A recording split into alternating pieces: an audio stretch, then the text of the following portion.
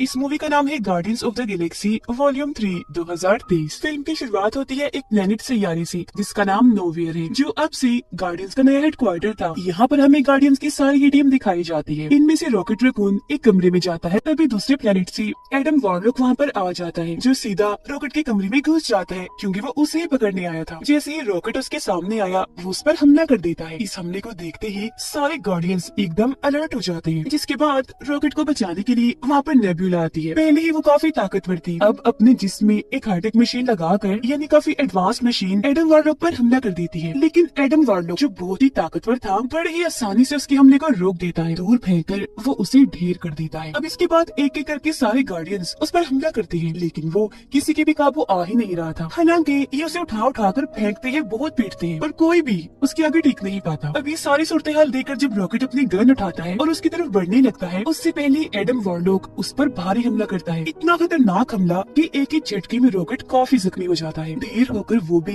एक जगह पर गिर गया। इस सब के बावजूद भी नेब्यूला हार नहीं मानती। वो दोबारा उठी, अपने हाथ को तलवार बना लेती है, जिसे जाकर वो एडम वॉरलॉक के पेट में घुसा देती है, जिससे अब वो इतना जख्मी हो गया कि वहीं पर ही बेहोश हो जाता है। अब इससे पहले कि सारे गार्डियंस दोबारा से उस पर हमला करते, उससे पहले ही एडम वॉरलॉक उठता है और झट से नोवेयर से भाग जाता है। अब पीटर और उसका साथी रॉकेट के पास आते हैं, जो जख्मी हल्क में वहाँ गिरा पड़ा था। उसका इलाज करने के लिए जख्मों को ठीक करने वाली एक डिवाइस वो उसके जिस्म से लगा देती है, लेकिन जैसे मशीन एक्टिवेट हुई, ऑन हुई, रॉकेट तड़पने लगता है। देखने से लग रहा था जैसे वो मशीन रॉकेट की जान ले रही है। ये देखकर फौरन नेब्यूला वहाँ पर भाग कर आई, पीटर से कहकर जल्दी से इस मशीन को बंद करवाती है। फिर वो रॉकेट के पूरे जिस्म को अच्छे से स्कैन करके चेक करके सबको बताती है कि असल में इसके जिस्म के अंदर बहुत सारी मशीन फिट की गई है। उन सारी मशीन के अंदर एक मशीन ऐसी भी है जिसे रॉकेट के दिल के पास लगाया गया है, और अगर किसी ने भी उस मशीन को निकाले बगैर रॉकेट का इलाज करने की कोशिश की तो वही मशीन रॉकेट की जान ले लेगी। और ये सब कुछ रॉकेट के साथ उस मशीन की वजह से हो रहा था, जो वो तड़प रहा था। सारे ही गार्डियंस रॉकेट को ठीक करने में लग जाते हैं, जबकि रॉकेट जो जख्मी पड़ा था, बेहोश था, उसे अपनी पुरानी यादें याद आने लगती है, यानी कि उसका माजी, गुजरा हुआ वक्त। उसकी यादों में दिखाया जाता है कि बहुत साल पहले रॉकेट एक छोटा सा रैकून था, जो एक जानवर ही होता है, जो अपने जैसे बाकी रैकून्स के साथ एक पिंजरे में कैद था। लेकिन एक दिन हाई एवोल्यूशनरी वहाँ पर आया, उसने रॉकेट को चुरा लिया, जिसके बाद उस पर एक्सपेरिमेंट किया, जिसके बाद रॉकेट का दिमाग बहुत तेज हो जाता है। उसकी जहानत, उसकी ताकत हाई एवोल्यूशनरी से भी काफी ऊपर चली जाती है। लेकिन जैसे एक्सपेरिमेंट पूरा होता है, बेचारे रॉकेट को दूसरी जेल में डाल दिया जाता है, जहाँ उसके जैसे और भी कई सारे जानवर थे। उन्हें भी यहाँ पर कैद करके लाया गया था एक्सपेरिमेंट करने के लिए। वो 3 जानवर थे जिनकी रॉकेट से दोस्ती हो जाती है। उधर नेब्यूला रॉकेट के पूरे जिस्म को चेक करके ये पता लगवा लेती है कि उसके अंदर जो मशीन फिट की गई है उन्हें कहाँ बनाया गया था। तो वो सभी सोचने लगे कि अगर हम उस जगह पर चले जाएं जहाँ पर इन मशीन को बनाया गया था, तो हो सकता है हम रॉकेट को ठीक कर दे। और फिर अगले ही पल वो वहाँ पर जाने का फैसला करते हैं, जो एक दूसरा प्लेनेट था जिसका नाम ऑर्बोस्कोप था। पीटर अपनी पूरी टीम को तैयार कर लेता है, जबकि अपनी 2 साथियों को यहीं पर नोवेयर में ही छोड़कर जाता है और उनसे कहता है कि यहाँ का ख्याल तुम दोनों को रखना है। फौरन बाद बाकी टीम को लेकर पीटर अपने मिशन पर निकल गया। अब हमें दिखाया जाता है हाई इवोल्यूशनरी, जहाँ उसके पास ही एडम वॉरलॉक और उसकी मोम थी। यहाँ एडम वॉरलॉक की मोम हाई एवोल्यूशनरी से कहती है कि मेरा बेटा अभी बहुत छोटा है, यही वजह है कि वो मिशन में फेल हो गया, रॉकेट को नहीं ला पाया। जो बात सुनकर हाई एवोल्यूशनरी काफी गुस्से में आ गया, कहता है कि मुझे कैसे भी करके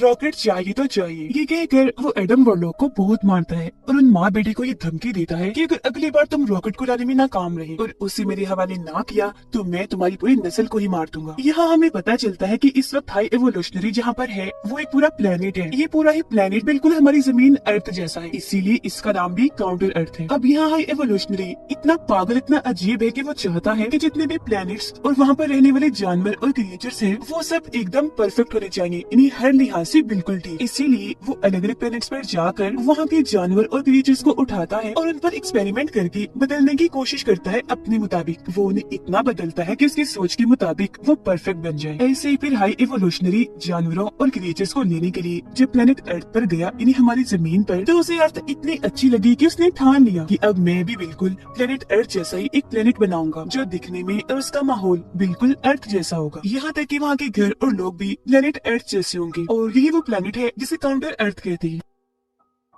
गार्डियंस की टीम अपने शिप में बैठकर ऑर्बोस्कोप के पास पहुंच गई, लेकिन इससे पहले कि वो ऑर्बोस्कोप के अंदर जाते उनके शिप में कुछ लोग आ जाते हैं, जिनमें से एक होती है गमोरा। यहाँ ये सारे लोग पीटर क्विल और बाकियों को बताते हैं कि हमें यहाँ पर असल में नेबुला ने बुलाया है, क्योंकि उसने हमसे वादा किया है कि वो हमें 1 लाख का इनाम देगी अगर हम उनके साथ चलकर उनकी मदद करेंगे। इसीलिए अब हम भी तुम्हारे मिशन में तुम्हारा साथ देने आए हैं। अब जैसा कि मैंने आपको बताया, रॉकेट बेहोश है। उसकी यादों में माजी में दोबारा से हम देखते हैं कि हाई एवोल्यूशनरी ने अब तक जितनों पर भी एक्सपेरिमेंट किए थे उनमें से सबसे बेस्ट और परफेक्ट रॉकेट ही था, क्योंकि सबकी निस्बत रॉकेट का दिमाग बहुत तेज है। सबसे पहले हाई एवोल्यूशनरी रॉकेट को पकड़कर उसके दिमाग का टेस्ट लेता है, और जब रॉकेट उस टेस्ट को पास कर लेता है तो हाई एवोल्यूशनरी ये समझ गया कि रॉकेट सच में बहुत होशियार स्मार्ट है। जिसके बाद उसने रॉकेट को काउंटर अर्थ दिखाया, जहाँ पर रॉकेट उड़ते हुए रॉकेट को देखकर पूछता है कि ये क्या है, जिस पर हाई एवोल्यूशनरी कहता है कि ये रॉकेट है जो हमेशा हवा में उड़ता है। जिसके बाद वो रॉकेट के दिमाग को और टेस्ट करने के लिए एक लैब में लेकर आया। वो रॉकेट को वहाँ एक चेम्बर दिखाता है और उसकी आंखों के सामने चेम्बर के अंदर एक टर्टल कछुए को डालता है, और अब वो उस कछुए को बदलने की कोशिश करता है। अब वो कछुआ बदल तो जाता है, लेकिन साथ ही वो बहुत ज्यादा अग्रेसिव गुस्से वाला बन जाता है। ये दिखाते हुए हाई एवोल्यूशनरी रॉकेट को कहता है कि मैं इनको बदल तो पा रहा हूँ, वो भी बिल्कुल परफेक्ट, लेकिन मुझे एक बात की समझ नहीं आ रही कि बदलने के बाद ये इतने गुस्से वाले अग्रेसिव क्यों हो जाते हैं, जबकि मैं तो इनको बिल्कुल शांत बनाना चाहता हूँ। ये सुनकर रॉकेट उस चेम्बर मशीन को देखते हुए हाई एवोल्यूशनरी को बताता है कि इस मशीन में एक गड़बड़ है, एक खराबी है। जब चेम्बर मशीन में डालकर उन सबको बदला जाता है तो उनके बदलने के साथ साथ उनके दिमाग का एक केमिकल भी बदल जाता है, और वही वजह है इन सबके अग्रेसिव गुस्सैल होने का। तो अगर आप उस केमिकल को ही बदलने से रोक लेंगे तो ये सब बिल्कुल शांत हो जाएंगे जैसे आप चाहते हैं। रॉकेट की बात सुनकर हाई एवोल्यूशनरी बिल्कुल ऐसे ही करता है, और हैरत, ऐसा करने पर उसको पॉजिटिव रिजल्ट ही मिलता है। मतलब जैसा उन्होंने सोचा था वैसा ही होता है। हाई एवोल्यूशनरी ये देखकर काफी चौंक भी गया और खुश भी हो गया कि अब मैं अपने एक्सपेरिमेंट में कामयाब हो गया हूँ। हाई एवोल्यूशनरी इतना खुश था कि वो अपने साथियों को कहता है कि मुझे अपने इस प्रोजेक्ट रॉकेट का दिमाग चाहिए, ये बहुत ही स्मार्ट है, बहुत ही ज़हीन है। सच में उसके पास ऐसा दिमाग है जो मेरे पास भी नहीं। साथ ही हाई एवोल्यूशनरी को इस बात से भी गुस्सा था कि ये रॉकेट रकून मेरा ही सब्जेक्ट है, अपने एक्सपेरिमेंट के जरिए इसको मैंने ही ऐसा बनाया है, तो फिर ये मुझसे ज़हीन, मुझसे आगे कैसे हो सकता है। हालांकि ये तो छोटा सा क्रिएचर है, लेकिन फिर भी वो अपने साथियों को कहता है कि कल सुबह होते ही तुम इसको मार देना, इसका दिमाग निकाल कर मुझे दे देना, मैं इसके दिमाग पर एक्सपेरिमेंट करूंगा और ये पता लगवाऊंगा कि आखिर वो इतना क्रिएटिव कैसे सोच सकता है, और फिर उसकी मदद से मैं एक नई दुनिया बनाऊंगा जहाँ सिर्फ मैं उन्हीं क्रिएचर्स को रखूंगा जो हर लिहाज से पूरी तरह परफेक्ट होंगे, बिल्कुल मेरे मुताबिक। और हाँ,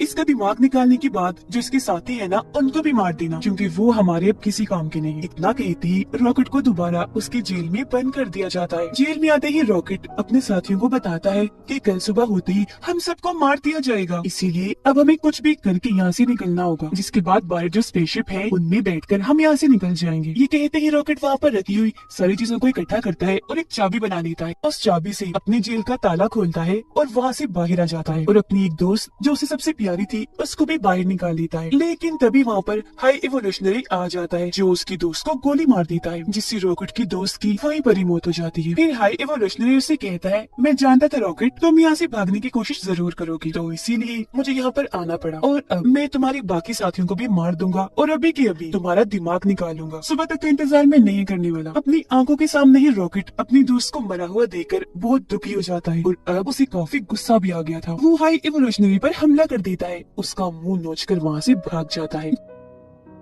जैसे तैसे वहाँ से बाहर आकर स्पेसशिप में बैठा और उसे लेकर वहाँ से निकल गया। यानी इस तरह से वो हाई एवोल्यूशनरी की कैद से आजाद हुआ था। उधर गार्डियंस की पूरी टीम गमोरा के साथ मिलकर उस प्लेनेट ऑर्बोस्कोप में आ जाती है। फिर ये वहाँ पहुँचकर मेन एरिया में आ गई। इस जगह पर रॉकेट की सारी जानकारी थी। रॉकेट की फाइल को वहाँ से लेकर बाहर निकल आती है। फिर अपनी शिप में आने के बाद गार्डियंस की टीम रॉकेट की फाइल को खोलती है। उस फाइल के जरिए इन सबको पता चल जाता है कि अब तक रॉकेट के साथ क्या क्या हुआ। जिसके बाद रॉकेट की यादें, उसकी माजी की जो कहानी हमने देखी, वो सभी गार्डियंस की टीम भी देख लेती है। सभी गार्डियंस जान जाते हैं कि हाई एवोल्यूशनरी ने रॉकेट के साथ बहुत बहुत गलत किया है। वीडियो को देखकर नेबुला को रॉकेट पर बहुत तरस आने लगा। वो कहती है कि इतनी ज्यादती तो कभी भी किसी के साथ भी नहीं हुई। फिर सबको पता चला कि रॉकेट के दिल के पास जो मशीन है जो उसका इलाज उन्हें नहीं दे रही, उस मशीन को एक कोड डालकर निकाला जा सकता है, लेकिन वो कोड क्या है गार्डियंस को पता नहीं चल पाता। ऐसा इसलिए क्योंकि हाई एवोल्यूशनरी के लोग रॉकेट की फाइल से उस कोड को मिटा चुके थे, लेकिन गार्डियंस फाइल के जरिए ये पता लगवा लेते हैं कि उस कोड को मिटाया किसने है और अब उस कोड की जानकारी है किसके पास। तो अब ये फैसला करते हैं कि हम मिलकर उस आदमी के पास जाएंगे और उसे कोड छीनकर रॉकेट की जान बचाएंगे। लेकिन गमोरा ऐसा करने से मना कर देती है और उनसे कहने लगी कि वो आदमी इस वक्त हाई एवोल्यूशनरी के पास है, तो अगर हम वहाँ गए तो सारे मारे जाएंगे, इसीलिए अब मैं तुम्हारा साथ नहीं दे सकती। वो फिर अपने एक साथी को अपनी लोकेशन भेज देती है कि इस वक्त मैं कहाँ हूँ और मुझे जल्दी से लेने आ जाओ। लेकिन हम देखते हैं कि उसके साथी को ऑर्बोस्कोप में एडम वॉरलॉक और उसकी मॉम ने पकड़ लिया है। तो जैसे गमोरा अपनी लोकेशन भेजती है, उसके बारे में एडम वॉरलॉक और उसकी मॉम को भी पता चल गया था, तो इसीलिए वो गार्डियंस को पकड़ने के लिए जाने लगती है। उधर गार्डियंस जैसे ही हाई एवोल्यूशनरी के पास पहुँचते हैं तो वो इन्हें बताता है कि जानते हो मेरा प्लान क्या है, अब मैं तुम सबको मार दूंगा और तुमसे रॉकेट को हासिल कर लूंगा जो मेरा सब्जेक्ट है। ये सब कुछ मैंने ही किया है, तुम्हें यहाँ पर अपने प्लान के जरिए मैंने ही बुलाया है। जिसके बाद अपने लोगों को वे हुक्म देता है कि बाहर गार्डियंस की शिप में रॉकेट है, जल्दी से जाकर उसे ले आओ। फिर हाई एवोल्यूशनरी जाकर अपनी शिप में बैठ जाता है और अपने लोगों को हुक्म देता है कि अब मेरे जाने के बाद इस पूरे प्लेनेट को तबाह कर दो। उसके लोग ऐसे ही करने लगते हैं, शिप को उड़ाकर धीरे धीरे प्लेनेट को तबाह करने लगते हैं, जिससे होता ये है कि वहाँ पर जगह जगह धमाके होने लगती है। ये सब होता हुआ देखकर गार्डियंस टीम के दो लोग पीटर और ग्रूट जो वहीं पर थे हाई एवोल्यूशनरी के लोगों से लड़ने लगते हैं। अपनी पावरफुल गन से वो उन सभी को शूट करने लगते हैं और उन सब में से उस आदमी को उठा लेती है जिसके पास उस मशीन का कोड है जिसके जरिए वो रॉकेट को बचा सकती है। अब पीटर के बाकी साथी देखते हैं कि ये पूरा प्लेनेट तबाह हो रहा है जबकि हाई एवोल्यूशनरी अपनी शिप को यहाँ से निकलवा रहा है। अब गार्डियंस टीम के उन तीनों मेंबर्स को ये लगता है कि पीटर और ग्रूट अभी भी स्पेसशिप में हैं, तो उन्हें बचाने के लिए वो स्पेसशिप में चले जाते हैं। लेकिन असल में पहले ही पीटर और ग्रूट उस आदमी को लेकर स्पेसशिप से कूद चुके थे। पीटर और ग्रूट सीधा रॉकेट के पास जाते हैं अपने स्पेसशिप में। वो रॉकेट में उस कोड को डाल देते हैं जिससे वो मशीन जो उसके दिल के पास लगी हुई थी वो बंद हो जाती है। पीटर उसके जख्मों का भी इलाज करता है जिससे रॉकेट बिल्कुल ठीक हो जाता है। अब नेब्यूला पीटर से राब्ता करती है और पूछती है कि तुम कहाँ पर हो, तुम्हें बचाने के लिए हम स्पेसशिप में आए थे। पीटर उससे कहता है कि मैं और ग्रूट तो कब से वहाँ से निकल चुके हैं, हम अपने स्पेसशिप में हैं, रॉकेट भी हमारे साथ है जो अब बिल्कुल ठीक है। ये सुनकर बाकी टीम मेंबर्स जल्दी से उस स्पेसशिप से बाहर निकलने की कोशिश करते हैं, लेकिन पहले वहाँ पर हाई एवोल्यूशनरी आकर उन्हें वहाँ कैद कर देता है। गार्डियंस के वो तीनों मेंबर्स कैद होकर देखते हैं कि यहाँ पर बहुत सारे छोटे छोटे क्रिएचर्स और जानवर हैं जिन्हें हाई एवोल्यूशनरी ने यहाँ पर कैद किया हुआ है क्योंकि वो इन पर एक्सपेरिमेंट करने वाला है। ये देखकर वो सब फैसला करते हैं कि अब हम अकेले ही यहाँ से नहीं जाएंगे बल्कि अब हम इन सबको भी आजाद करके अपने साथ ले जाएंगे।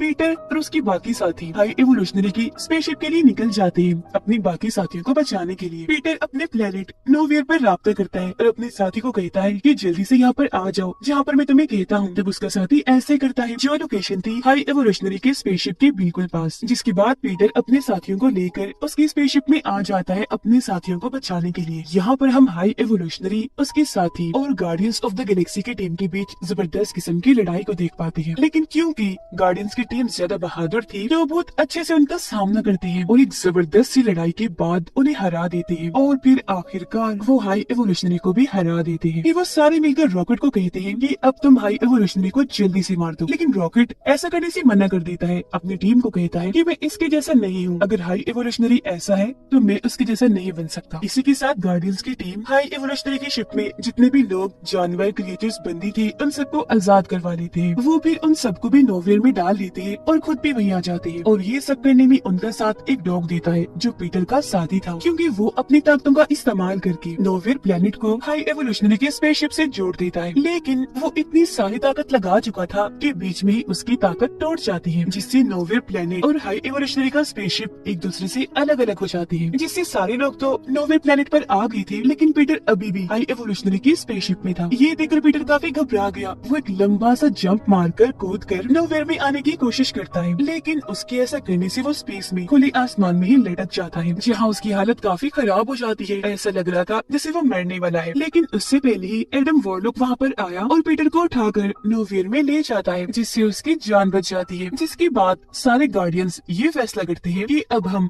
इन सभी जानवर, क्रिएचर्स और इंसानों को लेकर एक नई दुनिया बनाएंगे, जहाँ वो उन सबको एक अच्छी जिंदगी देंगे और उन सबको वो बनने देंगे जो उनकी ख्वाहिश है। अब पीटर रॉकेट को guardians of the Galaxy team का लीडर बनाकर अपने साथियों को कहता है कि मैं बचपन से ही स्पेस में हूँ, इन्हीं दूसरे प्लेनेट पर, इतने अरसे से अपनी फैमिली से दूर, लेकिन अभी भी जमीन पर मेरे नाना जी जिंदा होंगे, मुझे उनसे मिलने जाना है। तो कुछ टाइम के लिए मैं अपने काम से ब्रेक ले रहा हूँ। जिसके बाद गमोरा और पीटर की एक और साथी अपने अपने सफर पर निकल जाती है, क्योंकि उन दोनों को भी वो करने की ख्वाहिश थी जो वो खुद करना चाहती है। अब उनके बाद जितने भी लोग बचते हैं उन सबको एक करके रॉकेट एक टीम बनाता है, जिनकी अब इस नई टीम के अंदर एडम वॉरलॉक भी होता है, क्योंकि वो सुधर गया था। पीटर जमीन पर आ गया था, जहाँ आकर वो अपने नाना जी से मिलता है। वो भी उसे देखकर बहुत खुश हो जाते हैं। नोवेयर में गार्डियंस ऑफ द गैलेक्सी का एक मेंबर डांस कर रहा होता है। उसे देखकर वहाँ पर जो बच्चे थे वो भी डांस करने लगते हैं, और उनको देखकर गार्डियंस ऑफ द गैलेक्सी की बाकी टीम भी नाचने लगती है, क्योंकि उन्हें अपनी ये जिंदगी बहुत पसंद आ रही थी। अब वो बहुत खुश थे। और इसी के साथ ये शानदार मूवी इधर ही खत्म हो जाती है।